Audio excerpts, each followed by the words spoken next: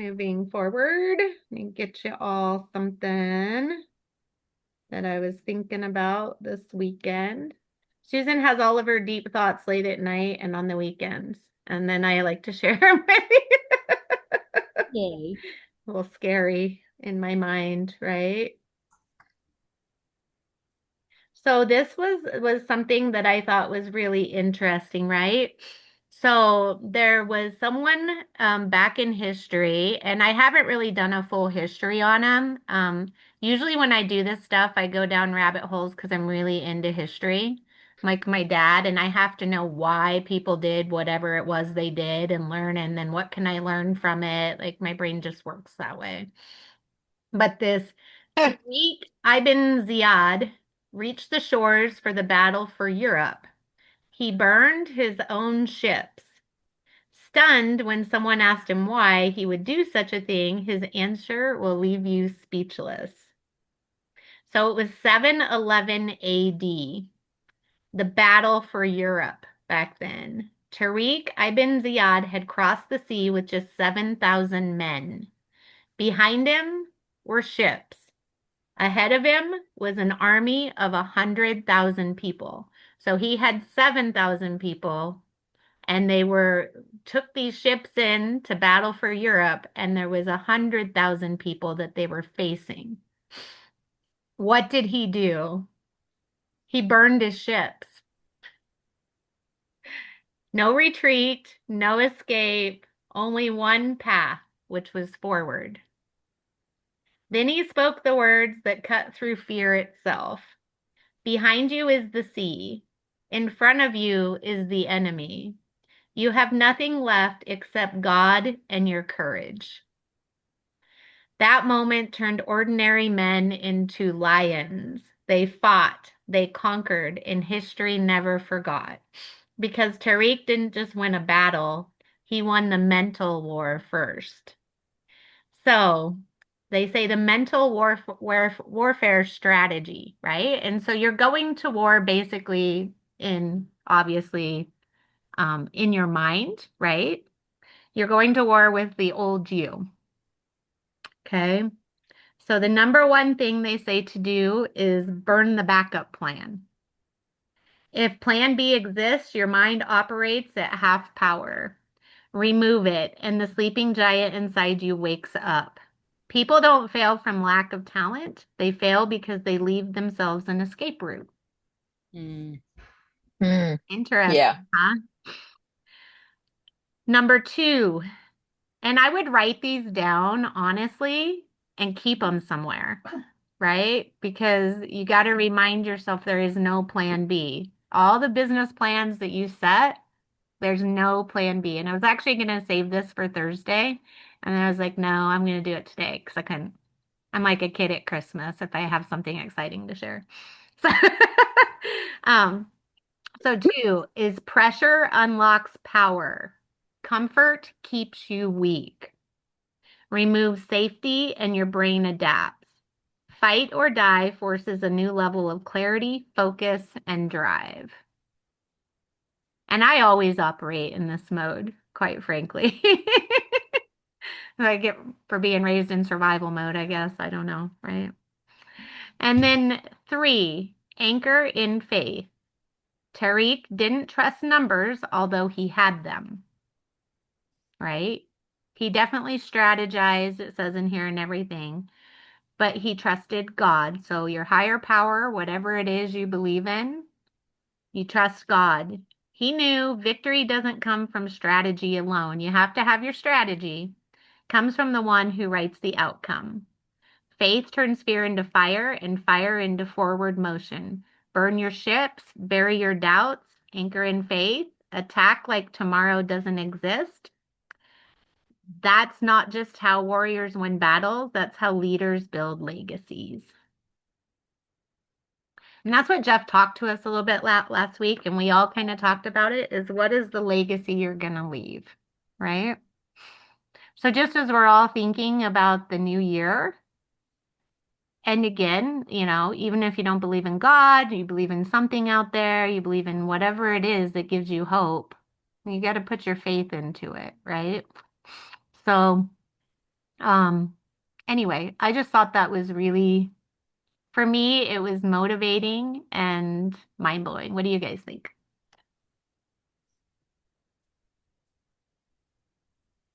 Anybody got anything?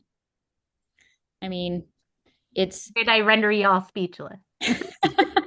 yes, that is what has happened. Yeah, I just pulled him up. I did a Google search. I'm Mhm. sure somewhere back we learned about it in school, but I can't Right, remember anything. right. What does it say Yeah. about him, Elliot? Well, I just did the Google search. Uh-huh. Like,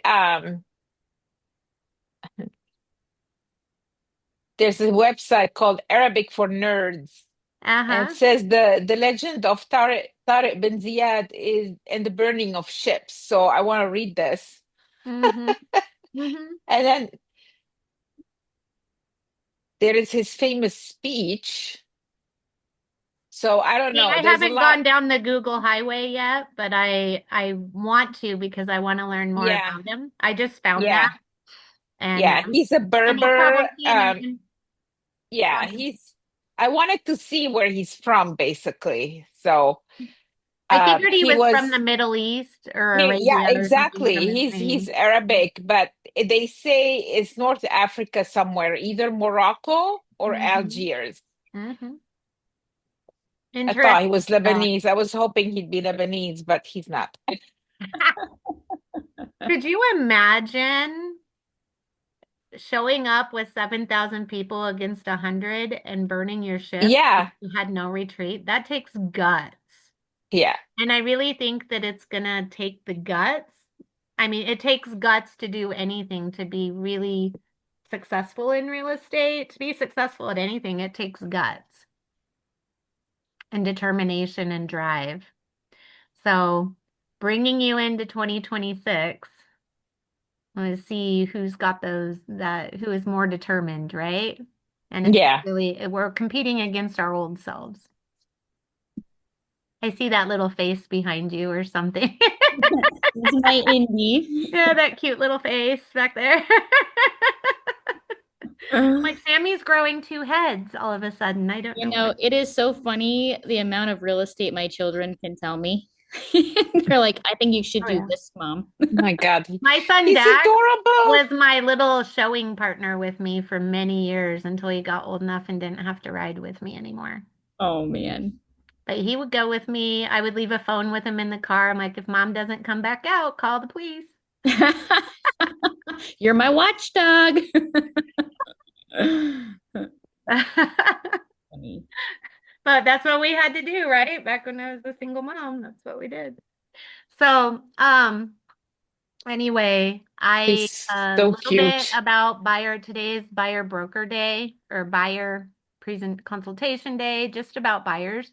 And I just want you to really hone in and have some good conversations with buyers out there as far as hold on one second and I'll give you all something to converse with. And then remember your consultation. Everything should be done with the mindset of getting in front of them to a consultation. Whether it's, hey, want to hop on a quick Zoom, want to meet for a quick cup of hot cocoa, want to do whatever it is we can do, right? To spur some activity. And so remember your deal of the week that can be texted out and put on your socials, right? So you Mhm. want to filter new listings within the last 7 days. Focus on whatever target price point that you're focusing on, right? And then stay in your ideal neighborhood or farm area.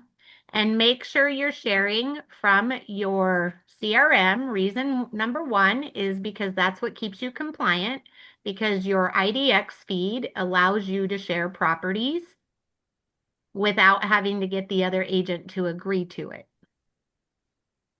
because it already has the other agent on that. Same as if you were sharing from the MLS, you can do that.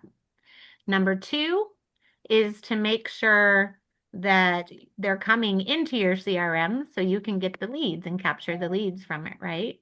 So do your deal of the week. If you want to take it a step further, you share Insta, um, you share it on what do you call it? Stories, whatever. Make sure that link's in there to be compliant. If not, you need to get in writing from the other agent, whoever's listing you are, advertising. And for those of you not at our brokerage, Elian, you can ask your broker to get it signed or what she wants you to do. But that's basically the law in pretty much every state is, if not every state, but and then stay in your ideal farm or neighborhood and make sure that you're getting the leads to come in. If you want to take it a step further, get the signed agreement with the other agent to advertise their home, and you can go do a video of it and post the video. What is that form called? It's not really an actual form here in Utah. It's just you need to have in writing from them via email, whatever it is, that they agreed to allow you to advertise their listing in a video. Okay. Otherwise, as long as you share it from your IDX feed, if you look in your Bold Trail CRM, it has the listing agent in there and who actually list it and all that stuff. So that's what keeps you compliant there, right? Yeah. And I always say if it's not from our brokerage, reach out to the other agent too and say, hey, I'm going to post this. I'm making it my deal of the week. Just want to make sure you're cool with, I mean, they can't really tell you no. They may try to tell you no, but I also don't like to upset other people if they don't understand how real estate works and they're a realtor. That's a little upsetting to me. But at the same time, if it's not like there's not a million properties out there that you can't do a deal of the week on. Yeah. So, you know what I mean? So if it Yeah. Yeah. doesn't really want you doing it, then don't do it. But they can't stop you technically. It's just there's a million properties. So, Right. Yeah. No, I had somebody reach out to me last week actually wanting to do, it's a newer agent from a different yeah. brokerage that I didn't know. He just, randomly reached out to me and said, is it okay if I go to your listing and do a video and put it on social media? And I'll be sure, to tag you or make sure that you and your brokerage are highlighted. I said, sure, go ahead. Free advertising. Why not? Right? So Susan froze. You froze for a second. Yeah, sorry, I don't know what happened. But yeah, for Yeah, me, it's free I love to advertisement. I have mean, other people advertise my yeah, listings yeah. more. Uh-huh. And I don't really do More limit agency eyeballs. anyways. So Right. I I to me, when I have leads come in from listings, I would rather refer them out and make sure that they're taken care of or give them to someone on my team or something Yeah, like that, which is it's what I more was talking about. I don't want to try to sell my own listing. exactly. I don't All of do that that, either. it I ruins don't my do that whole, either. Yeah. Yeah. you know what I mean? Hmm. So, and that's why when you're on a team and you can share, it's like, okay, you get all the leads off my listing, I'll take all the leads off your listing, and we're all happy. Yeah. Yeah. Right? And it's easily done. So anyway, but Yeah. yeah. So that's pretty much what I got for today. Um, I want everybody to spend as much time as possible. Like what you do today is going to show January and February. So really Yeah. reach out, start working that plan. Sammy, if you're ready to go, I've got a crap ton of people I can move over to you and get assigned and start getting things working on your behalf. So Okay. So are those 360 leads that you're there's talking? some of them are 360. So when it's 360, you're still helping out the 360 concierge. You're texting them properties and because the more they get familiar with you, I talked to one the other day and they were like, acting like they knew me because they've already been marketed to so much by the time they actually picked up the phone. It was because our website retargets them too, right? So it's like we're following them around everywhere. They think we're the only people in real estate. Score. That's what I do. It's like I show up everywhere. I'm like, remember, I like my green eggs and ham book. It's like, I'm serving real estate on a platter. Would you like it in the box? Would you like it with a fox? Would you like it here or there? Would you like it anywhere? On the train in the rain? I'm gonna write my real estate cat in the hat book sometime. Yeah. Anyway, um, there you have it. That's all I've got. Oh, Susan, for those leads, do you suggest calling them right when they come in or just slowly marketing with the text? If they come in and say leads 360, Uh-huh. the concierge look to see what the concierge has already done. Okay. The concierge will reach out. The concierge's name, I believe, is Jesse. Yes. Yeah. And It's so different it's people. Jesse and it's Alex when you have Zillow or Leadosaurus. Okay. And so with Jesse, if Jesse has not reached out yet, and it's because it can be a guy or a girl name, right? So you always refer to them as they or them. But if Jesse has not reached out yet, go for it and text some properties. Thanks for coming by. Call them. Remember, they Googled finding a home in such and such, wherever they're looking, right? So, that's one thing. If the concierge is reaching out and they will mark it if they've called, we'll look and see, did they just call 10 minutes ago? Do you think, because they're still going to be following up, you could text properties over, hey, I see my assistant Jesse has been trying to reach out to you. I wanted to follow up as well. I had a few minutes here.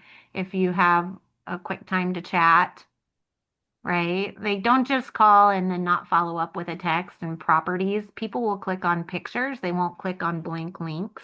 Yeah. Yeah. Always make sure you text the complete link to them.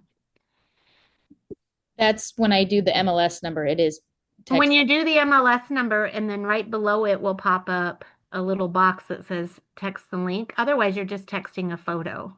But you got to text the link so that they can click on it and come to your website. Okay. Remember, they're shopping online. They've probably been on 50 million people's websites. So sometimes if they're not picking up right away, it's because they've been on other people's websites and they're being inundated, right? Kind of like a sold.com lead or something. So I at that point will kind of take my chances because most other agents won't follow up. And I'll wait a day or two and then follow up, wait for all the fervor to die down, right? And they're scared and they won't go online anymore and then start dropping bait. Okay. So it just depends, right? But follow up, follow up, follow up. Most other agents, only 5% of them will follow up past one day, one time, one phone call. Oh my gosh. I just realized my Bold Trail number has 3 6s in it. Can I change that number? Has 3 6s in it. I think Oh, that's just the same Bold Trail number for all of us, most likely. Oh my gosh. I learned that that's actually not a bad number. If you look up numerology, it actually means something positive. So, okay. Well, bring it to Tiffany. I don't know. It's been bringing me good luck Around. because I think we all have the same number. Three At eight our five brokerage. 206 609. Is that it? Like it sounds familiar. I get good luck from it, but Sammy, don't have. did you by chance get a code text to you? I sure did. Thank you. Welcome. Thank you. And if you want, like, you remember, create tasks on every single one so that they're getting the follow up and they don't get lost in the system. Mm. Yeah. So you have to create a task. Like if you want the I'm CEC to guilty follow of up with that. them, Yeah. Yeah. then you have to go in and create that task, or else you're Oh, never shoot. going to remember the next day. You got too many dang leads. You know what I mean? Yes. Even when you write them down, it's just that system only lasts a short while, I can tell you. Yeah. Well, I'll do that and I'll be like, oh, wow, I thought I was going to be very advantageous on Monday, apparently. Just have all my tasks. Right? Spelled out for you. Okay. So,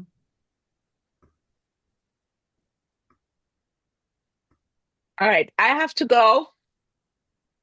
okay, so you want to know this text I just got from an investor Yeah. that is looking for homes to flip? Hey Susan, this is Peyton Jubeck with New Western. I'm looking for distressed homes before they hit the market. If your seller plans on selling to an investor, give me a call before they do. I'll smoke their offer like a brisket. And he's texted me a photo of a brisket. Okay, Normally that's a fun one.